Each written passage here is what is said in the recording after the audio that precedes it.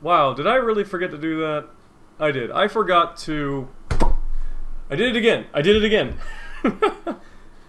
This is why I need like a second person in here to double check my stupidity. Alright, let's start this over. Wow. How did I mess that up? Alright, enough beating myself up about it. Hello everybody, my name is Voicebawx. It is now 7:34 a.m., the 18th of March, 2020.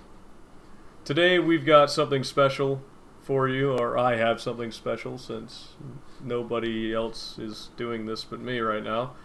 I'm going to do a section around 8 a.m. about like some uplifting music. I'm thinking about doing that every day now. Tell me what you think when, later on when I actually do it, and let me know if you want to see more of that. But basically the idea is to add in a composer or a song every day that is going to help lift your spirits, maybe help you discover a genre or a band or something that you didn't know about that, maybe it'll help you out in this time when a lot of people are being quarantined. So many people are getting stuck behind closed doors right now because of the things that are going on, and I know I keep saying I don't want to talk about coronavirus, but there's no way around it. It's just about every article that I have, although not all of them, I try to keep doing a little bit of a pattern. There's coronavirus everywhere. It's just the way it is. But there's still good news, as we're going to see here, even in these trying times. So, now that you guys can probably hear me, I'm hoping you can at the very least. Let's actually finally get started, alright?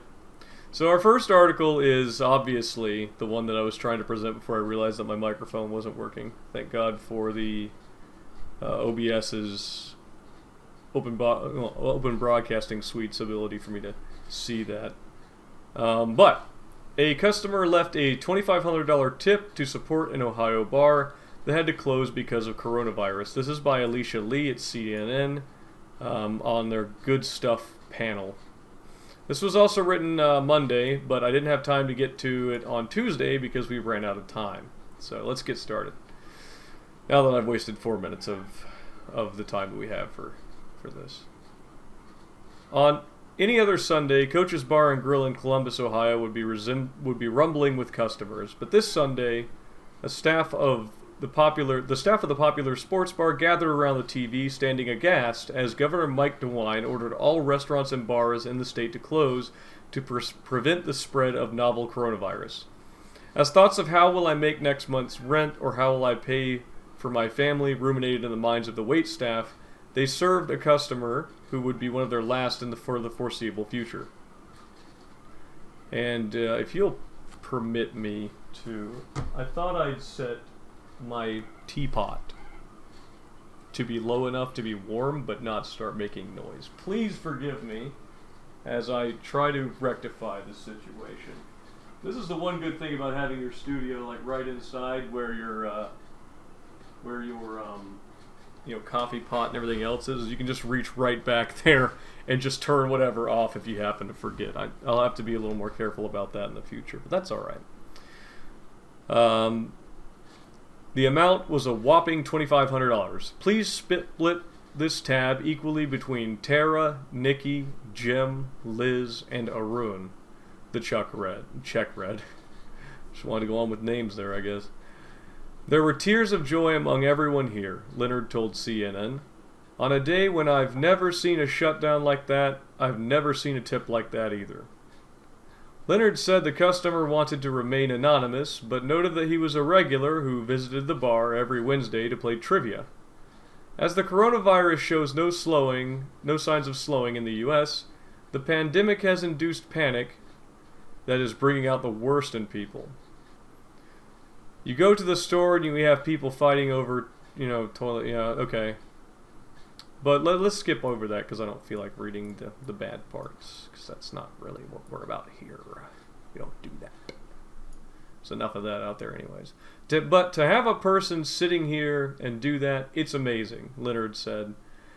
This is where we should all be. The more we have of this, the better the country will roll through these unprecedented times. The bar will try its best to stay afloat by preparing food for takeout, Leonard said, but still, everyone at the bar understands this will be a difficult time. So instead of dividing the check among the 5 of them, the staff named on the tab decided to split the $2,500 with all 12 employees. Look at that. Ohio joins a growing list of states that have ordered all bars and restaurants to close. And we're all aware of that by now, I'm sure. If you are just to be a little magnanimous like these guys are, if you are having issues dealing with confinement by yourself, then by all means, please feel free to,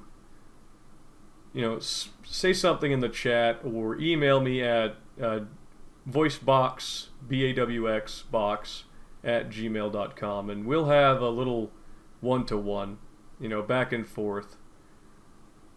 And it'll stay entirely private between you and I, and that's it. That's all I wanted to say. I figured I could extend that to anybody who's having issues with the confinement or something like that. You never know. It might be helpful. I doubt anybody's going to do it, though, because, nobody wants to air their dirty laundry. But that's okay. Let's move on to the next article and some happier things, or perhaps some stranger things. This is one of the weirdest things this caught my eye as I was rolling through the environmental section, I believe, of, what was it, CNN? Yeah, this is travel, actually. This is the strangest thing that I've ever seen. It's not what it seems, though. Meet the man from CNN Travel. Meet the man building a human zoo in China by Sarah Dean, published the 13th of March 2020 over the weekend, or I guess let's check our calendar here. That was last Friday. I don't know how I missed this. That's okay, though. I don't even have virtual reality. Leave me alone. Let's see here. For decades, humans have ripped up the natural landscape in Asia, chopping down trees to build luxury resorts in the most beautiful locations and caging wild animals to attract tourists. Bangkok-based hotel architect Bill Bensley is saying no more. When a client approached him about designing a resort that included a zoo in Wushan in southern China's Guangdong province, I probably butchered that, he flipped the idea on its head. Let's cage the humans and let the exotic and endangered animals roam free. Sounds crazy, huh? Bensley is known for maverick ideas, so much so that he's been called the Willy Wonka of hotel design. That's awesome. But let's continue. At his Shintamani Wild Resort in Cambodia, guests arrive via a 380-meter zip wire over the wilderness of South Cardamom National Park and are invited to join Wildlife Alliance and anti-poaching patrols. That sounds both dangerous and amazing. I'm assuming that these anti-poaching patrols don't involve you shooting at poachers. I've heard that some people are actually shooting poachers, but that's neither here nor there right now. But he's not doing things simply for the shock factor. Bensley is a lifelong conservationist who deeply cares about what humans are doing on the planet. He's fortunate that his aptitude for design means wealthy and traditional hotel chains want a slice of his unique eco-focused creativity. Speaking from a cafe in London's 5-star Rosewood Hotel, 61-year-old Bensley says the first phase of the 8-year World Wild project, it's hard to say, which will consist of several different top-branded hotels, is expected to open in 2023. The cages for humans will actually be 2,400 hotel rooms, with a budget of generally $1 million per room. Let's just say the guests won't be slumming it. However, it's not the rooms that the California native is buzzing over. He's stoked at the following meeting with the head of Southern China's Communist Party and his entourage of 47 people. He has tacit approval on the idea of relocating abused animals from zoos all over China to be released into the roughly 2,000-hectare piece of land where the human zoo will be located. It's very complex, and it's also very political, Bensley says. Right now, the land is a big duck farm. Okay. I'm assuming duck is a very common food in China. I don't know. I'll have to look that up later. That's questions for a different time. It was on a migratory path for birds going from Beijing area down to Australia. Now we are reinstating the wetlands for them to fly through and fuel up, he explains. To help make his vision a reality, Bensley has hired a full-time zoologist. A glimpse of his gloriously illustrated overall master plan shows how the reserve will feature an individual Asia, Africa, and Australia savannas for animals to live in their natural habitats. Zoologist James Morrison and Bensley's list of species for World Wild is based on animals that provide the best conservation value and have the highest need. Those currently in roadside zoos or illegal wildlife trade in China, with pangolins at the top of the list. And if you don't know what a pangolin is, why don't we look that up? These are adorable. Pangolin. They're like weird-looking anteaters. Let's see here. Yeah, they're basically like anteaters with armor. They're pretty cute. I like pangolins. He's got like, it looks like leaves on his back, but those are actually little armored plates. I've heard a little bit about these guys, but the scale-covered house cat-sized nocturnal mammal, which is this guy right here, sometimes eaten as a delicacy in China and Vietnam and used in traditional medicines, is among one of the most trafficked animals in the world. The Chinese pangolin, one of 8 types, is listed by the International Union for Conservation as critically endangered, one step above being extinct in the wild. So it's good that he's doing this. He's going to help out the pangolin population and build a very unique looking human zoo, so to speak. Let's move on to something that's both interesting and adorable. And this comes from Good News Daily, or Good News Network. Unfortunately, Good News Network does not provide any idea of who writes these things, but that's okay. Amid school closures, Japanese students host their own fun-filled graduation ceremony on Minecraft. You can actually see it right there, and there's a video if you want to watch the video. I'm not going to watch the video because we are running a little short on time. I sure hope everyone can hear me. This group of Japanese students is proving to the world that they will not be letting the novel coronavirus outbreaks ruin their fun. Since Japanese schools have closed down in the face of COVID-19 and will likely remain closed until after spring vacation, this elementary school boy and his friends decided to host their own online graduation ceremony in Minecraft. Minecraft is such a great tool for people to do cool things with. It really can help out a lot with creativity and education, and this is just kind of proof of it right here. You know, these kids probably built this. They probably had help, maybe, I don't know. The graduation, which was captured in the video below, it's actually right here, was hosted by in an elaborate virtual auditorium, complete with diplomas, speeches, music, and joyful festivities all around. The 12-year-old boy's father later posted the series of videos and photos of the event to social media in hopes that it would serve as bright news that shines in a gloomy social situation and opens up the way games are perceived. They spend all day online together playing games and laughing, he wrote in his Twitter thread, which has been shared thousands of times since it was published earlier this week. I'm glad they all had fun. Isn't that just nice? I love seeing things like this. I love reading things like this. It's greatly improved my mood over the past few days. I haven't seen another person except for like once or twice in the past 2 weeks.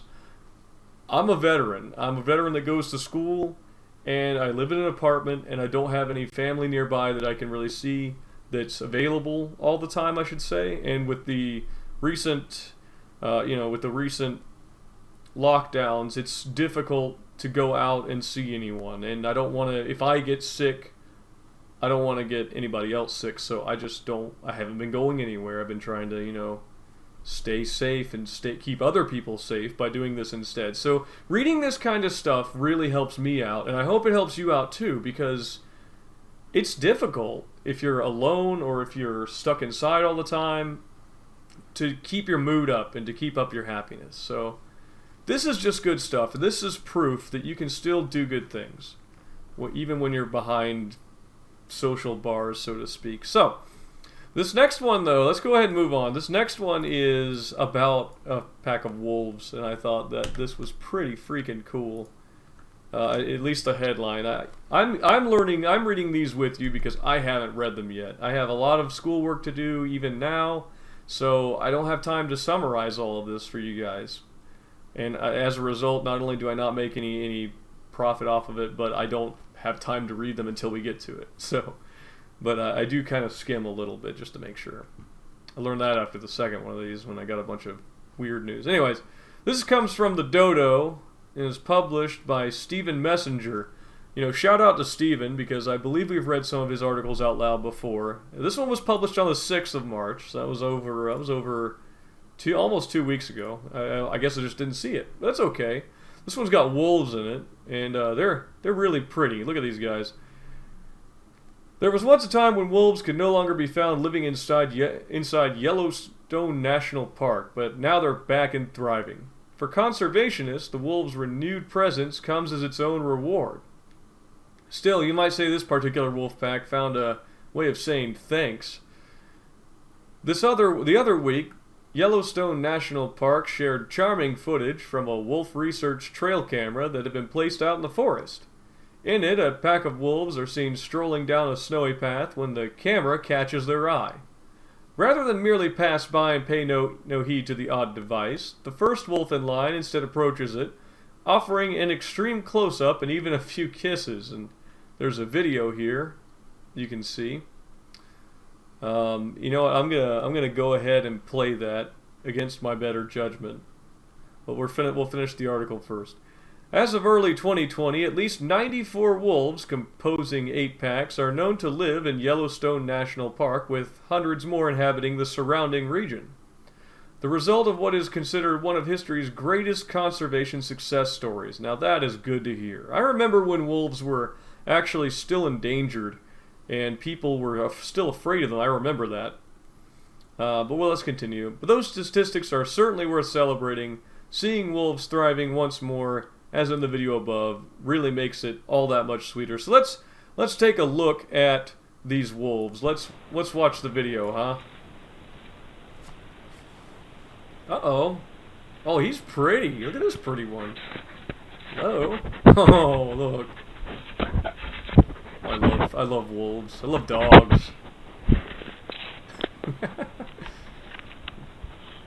They're all like, hello, what's this? What you got there? Very pretty.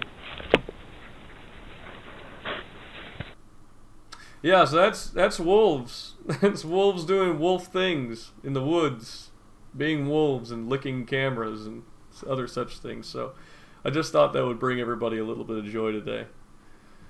Let's move on to some environmental news. How about that? Or I guess additional environmental news. This is very interesting, or at least this caught my eye. It comes from Good News Network.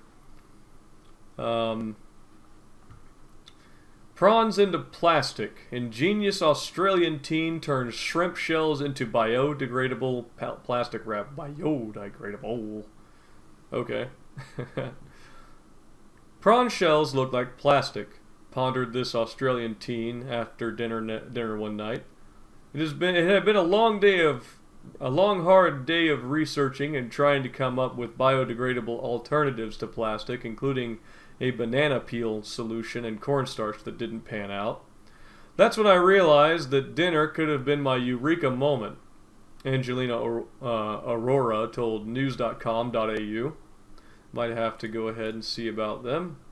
I'm just going to go ahead and I'll look at that later. The Adelaide inventor used the inspiration to create a bioplastic made from prawn shells that completely degrades within about 33 days in a landfill. The material, which the 17-year-old says is receiving very positive responses from manufacturers and interested companies, is flexible, durable, insoluble, and transparent, making it the perfect alternative for common plastic packaging.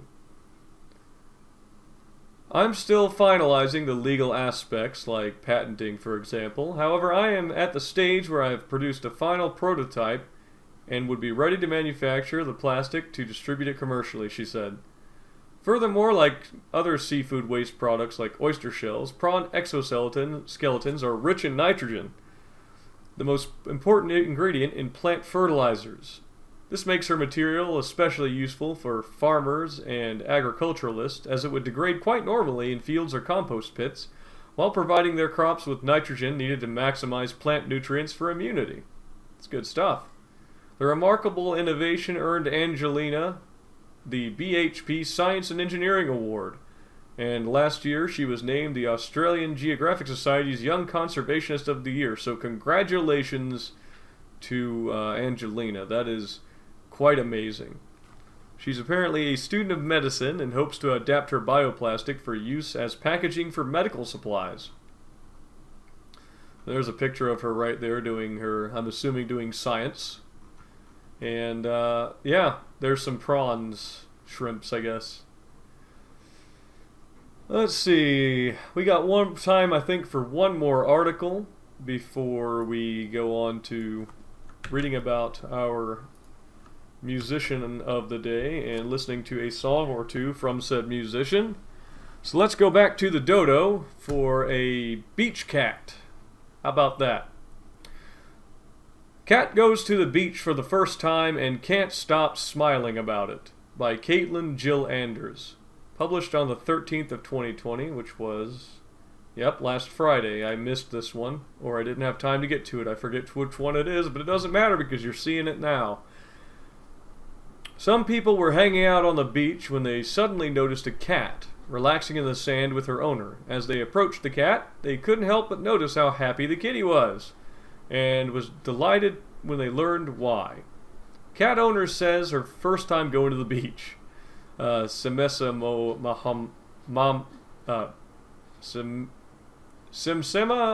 Mahmood, pardon me for butchering that name, I am so sorry, wrote in a post on Facebook, which you can see right here. And here's the kitten. It's just freaking adorable. Oh my god. Happy kitty. I love happy animals. Like, that's just so good. Happy cats, happy people, I don't care. Happy things are awesome. Apparently the cat's owner had decided to let her play at the beach for the very first time. And here's another picture of the happy cat. And she was so happy about it, she literally could not stop smiling. This is a happy Mau Mau. Oh, work pictures of the happy kitty. Whether she was lounging in her beach chair or digging her feet into the sand, the sweet cat just couldn't contain her joy, and the cute little smile and big eyes said it all. Look at this. Look at this. Oh, I love kids. I love happy kitten Mau. When you just see how happy this cat is to be at the beach, you can't help but smile, and she's definitely the kind of joy we need in the world right now. I couldn't have said it better myself. Look at this cat. It's pretty, it's happy, hanging out in the sand at the beach. That's just good stuff. If you want to see these pictures more up close or whatever, you want to show them to other people, I am like all the articles that I present here and all the videos I present, I will provide you with the links in the YouTube video, which will come out at around 12 lunchtime today. Anyways, let's move on to a Mr. Thomas Bergenson. We've got a few more articles after this to go over. And this is the man who I want to introduce you to today. Thomas Bergenson is born on July 4th, 1980 in Trondheim, Norway. Is a Norwegian composer, multi-instrumentalist, and the co-founder of production company Two Steps from Hell. It's a great name. It's a terrible name, I guess, depending on who you are. But I like it as a name. It's a little bit misleading though, and you'll see why. Bergenson's compositions have been featured in many motion picture campaigns such as Avatar, Pirates of the Caribbean, or Caribbean, or Caribbeans, I don't know, whichever way you want to say it, The Twilight Saga, Chronicles of Narnia, Harry Potter, Da Vinci Code, The Mummy, The Dark Knight, Tron Legacy, and hundreds more. This man writes and composes music for movies, and you wouldn't think that would make for great listening. But if you're trying to just get through the day, and you need some heroic background music to lift your spirits, or you're trying to study and you need something to listen to that makes you focus a little more, this might be the the thing for you. So let's take a listen, and you can listen to all of his songs on Spotify. Well, maybe not all of them, but you can listen to a great many of them on Spotify. And this song right here is the one that that got me listening to him to begin with, and I want to share it with you today. I hope that it's 5 minutes long, but that's okay. We're just going to listen to it. I'm going to get my tea, and we'll move on from there. How about that? So this is Creation of Earth by Thomas Bergenson, coming from the album Sun, written or composed in 2014. And again, this is all his work. I don't claim any responsibility for the composition. This is not me. Just want to make this clear to YouTube, so they don't strike me for a whole song being played on the frickin' internet. I hope he gets money from an ad that goes to him. That's fine. I'd pay this man more. Anyways, let's continue. Hope you guys can hear that. Unfortunately, there's... Yeah. I have a way to check.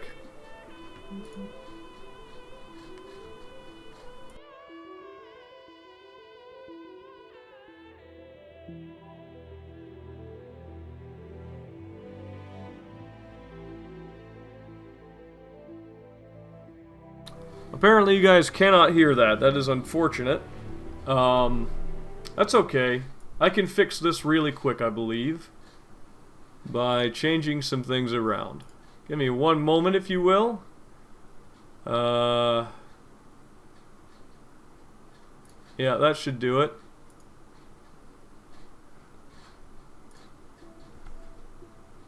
Yeah, that should do it. I'm gonna mute myself.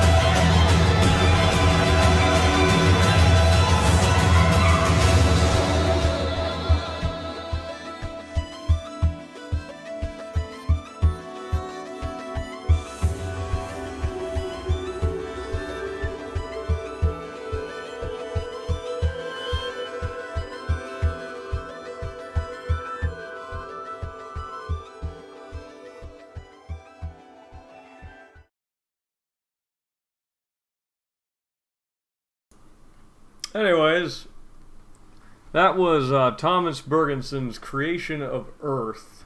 One of my favorite songs that, or I guess, instrumentals that he's ever made. And it's what got me into Thomas Bergenson's music. I hope you enjoyed that. I hope that if you did like it, you can find it, because like I said, it's all on Spotify. It's not like it's hidden. You know, it's all here. So,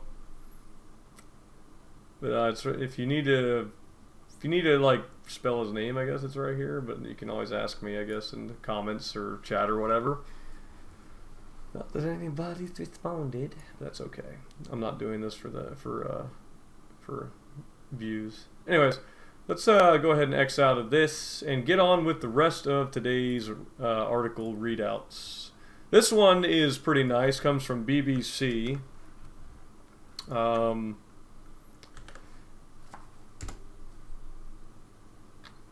The Indian couple who swear by blind love. BBC News, written yesterday, 17th of March 2020, by Geeta Pandey from New Delhi's BBC station.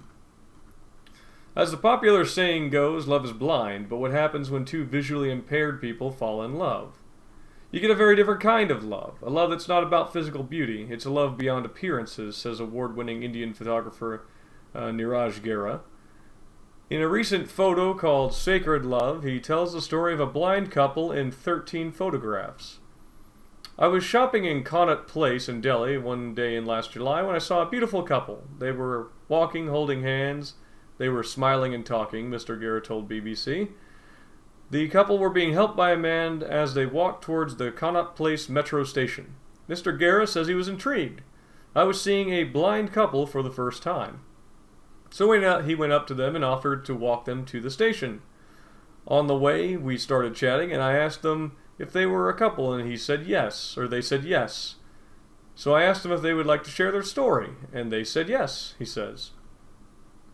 And here's a picture of the two together.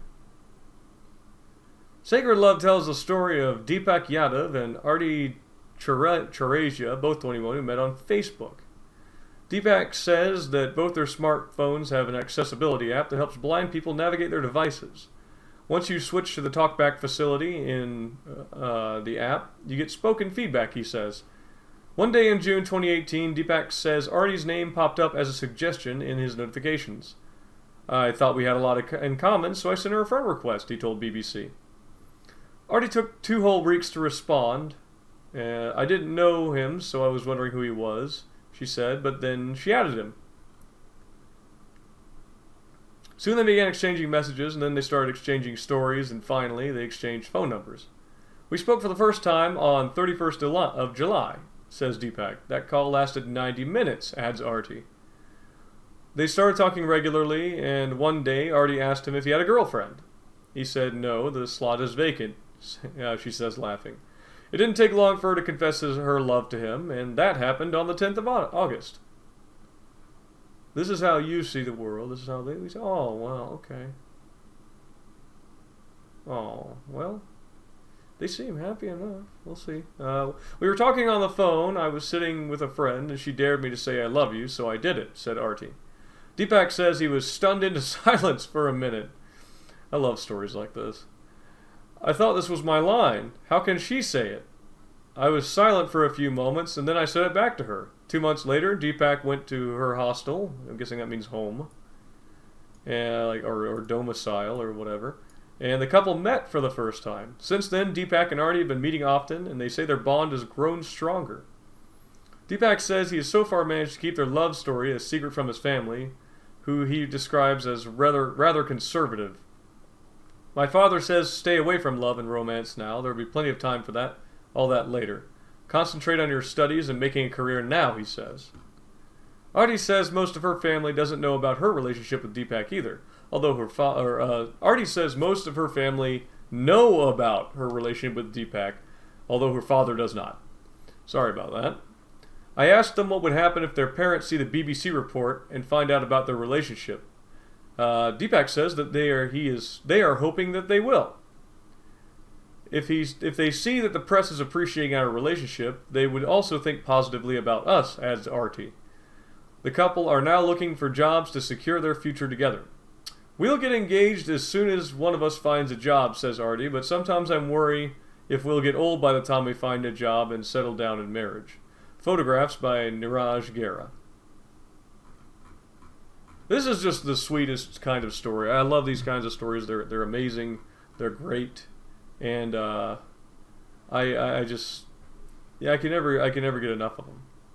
Let's continue on though, and normally I would stay away from faith-based news, but this is positive faith-based news, and it's not the cheesy kind either, I would think, but I haven't read this yet.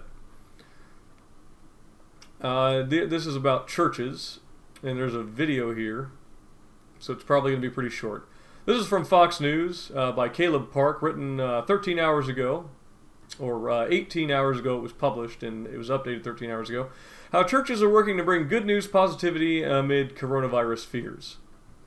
Scrolling through social media can feel overwhelming amid the... we're going to skip that, because obviously we already know. Social distancing doesn't have to distance you from your faith in God and the good in the world. That's the message many pastors and leaders around the world are trying to convey through the online platforms in their effort to reach many Americans holed up due to the COVID-19 outbreak. Nick Hall, the founder of Pulse and Year of the Bible, told Fox he started a video series called The Bible Quarantine to offer up some humor, biblical lesson, and a way to put your feet to our faith. So for those of you who are Christian in belief system, this could be a way for you to get some biblical advice or inspiration in this time.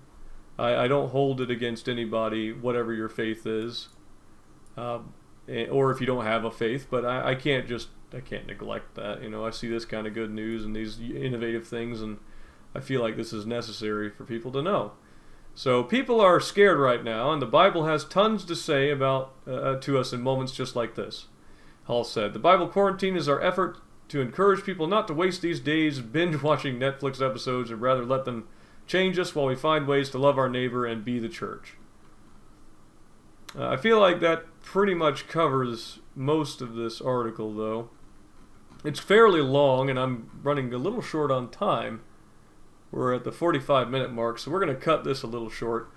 The article, if you're interested in this, I will provide, as with all articles, a URL for you to look at on YouTube at 12 p.m. today. That is when I usually release these.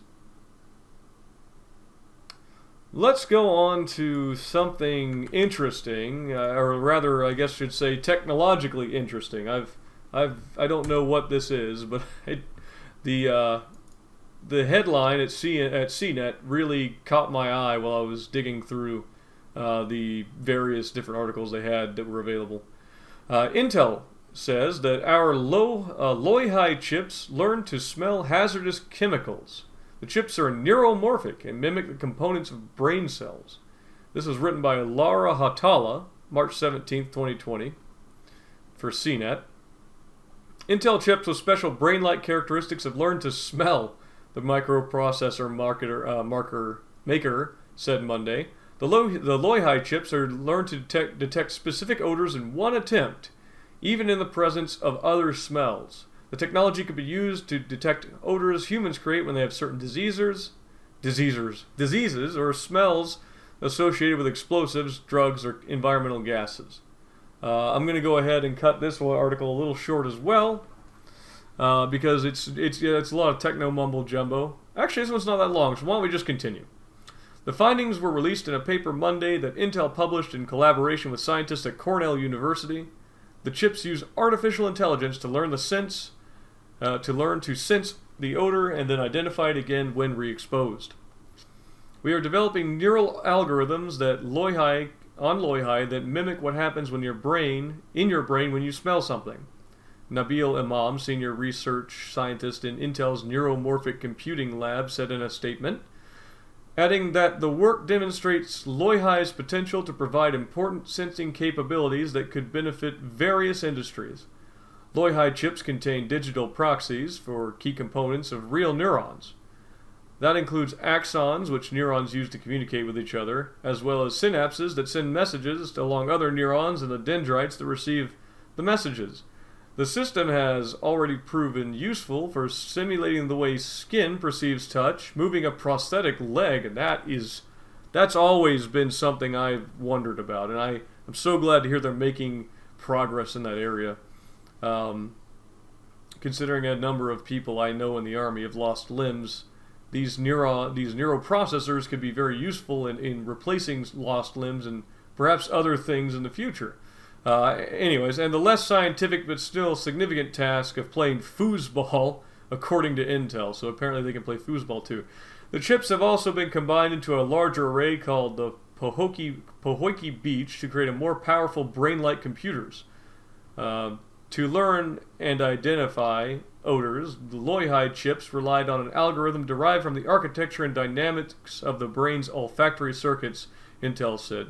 Now, I know that a lot of this kind of thing, my nose itches, this kind of thing can bring a lot of fear, but I hope it doesn't, because I believe that this kind of technology is not only useful, but I believe that if we ever do end up, just a personal opinion off on the side, if we ever do end up developing true brain-like computers, that it'll be smarter than we are and hopefully a little more compassionate as well. That's what I think. Everybody always, I always hear these things about how the world will end in a technological singularity, but such fears typically are overblown if you look at the past and other similar groundbreaking technologies. So here's to hoping for the future. We have two more articles to go over before the end of today's podcast. This one comes from Sunny Skies, March 17th, 2020. Maine landlord is not collecting rent to help tenants unable to work during COVID-19 outbreak. That pretty much says it all, but we're going to go ahead and read it anyways because we have about 10 minutes before we have to stop. A landlord in Maine announced he will not be collecting rent from his tenants in April due to the COVID-19 virus outbreak. Nathan Nicholas of South Portland wrote on Facebook that the tenants living in the 2 units he owns are service and hourly workers who may be out of work in the coming months. You can see the Facebook post here. Because I have the good fortune of being able to afford it and the privilege of being in the owner class, it's an interesting way to put it, I just let them know that I would not be collecting rent in April, Nicholas wrote. I ask any other landlords out there to take a serious look at your own situation and consider giving your tenants some rent relief as well. Nichols' post has more than 22,000 shares and hundreds of comments praising his decision. In an update posted on Facebook, he revealed that it had inspired at least one other landlord to do the same. You can see her here. He added, every so often, however, there is a comment from a landlord who would like to help their tenants but simply can't. Or from a tenant who wishes their landlord would help them but doubts they will. To these people I say, I don't know your situation. I don't want to imply that a landlord who isn't foregoing rent is somehow a bad person. So, not everybody's doing it, but it's nice to see that somebody's doing it, and it's inspiring other people to do it as well. This last thing that we've got is a video, and that's why I wanted to leave us with around 10 to 12 minutes of space. And it comes from, once again, one of my favorite websites as of late, the Dodo. And this is a video of to Tax Pro Go. And what Tax is it? Pro does the rest. A cat that loves giving his pig friends a massage. Let's watch this. Tax Pro Go. Expert tax I'm prep gonna mute my without the office face. visit. It's better with Block. So you guys The pigs will can... lay down, and then Ernest hops up. Ernest been hanging out with the pigs again? All 4 of them are laying in a row, and he just goes from one to the next. It's pretty cute.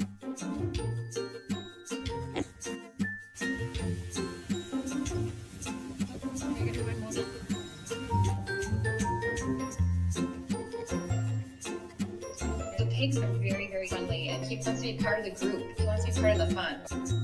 He thinks it's really a warm and relaxing place, and the pigs are snuggly. Are you writing, Sassy? It just started with him running up against him. And Ernest just seems to really taking it to heart. Ernest hops up on him. It doesn't matter if they're standing. You got skills, man.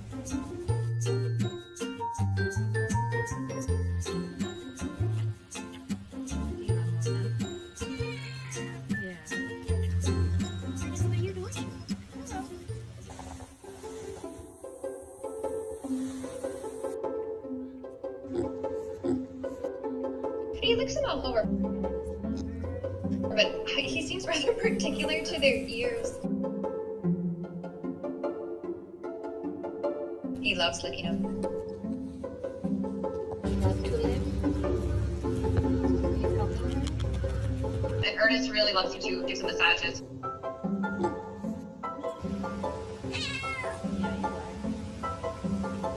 Give them one now. You're giving her a little massage.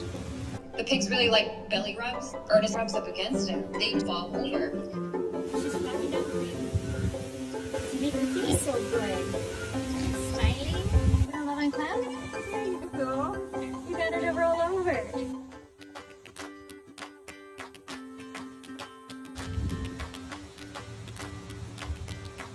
Ernest, do you just love everybody? Huh? Or does she need a neck rub? Well done.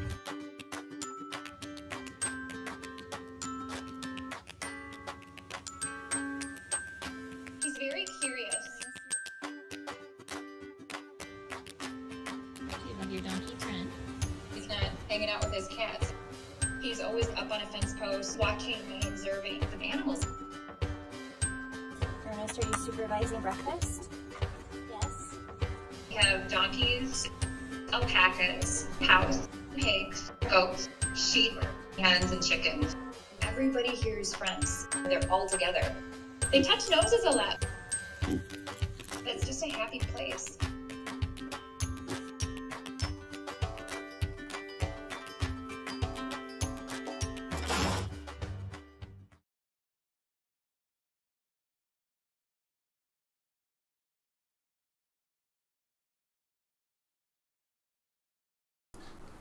I really need to get an unmute button. My God, that was adorable. That is a great way, I think, to end this podcast. I hope you really enjoyed it, and I hope that you that anybody who sees this or was watching is having a good day, and that you will have a good day if you're watching this later. And like I said, if you have any ideas or comments, or if you have any ideas for the stream, I'm totally open to suggestions. So if you would, if you're seeing this on YouTube later on today or tomorrow or whenever, feel free to drop a comment in the box below, and if you like it, make sure you hit that like and subscribe button. I don't make any money off of this, so it really helps when I know that people are both interested and enjoying the podcast. I'm starting to think maybe Twitch is not the best place for it, but YouTube seems to be getting a lot more hits, which is nice. I think people really need to hear this kind of news. But anyways, I had a good time. I hope you did too. And again, I hope you have a great day, even in the light of recent events. But that's it for now.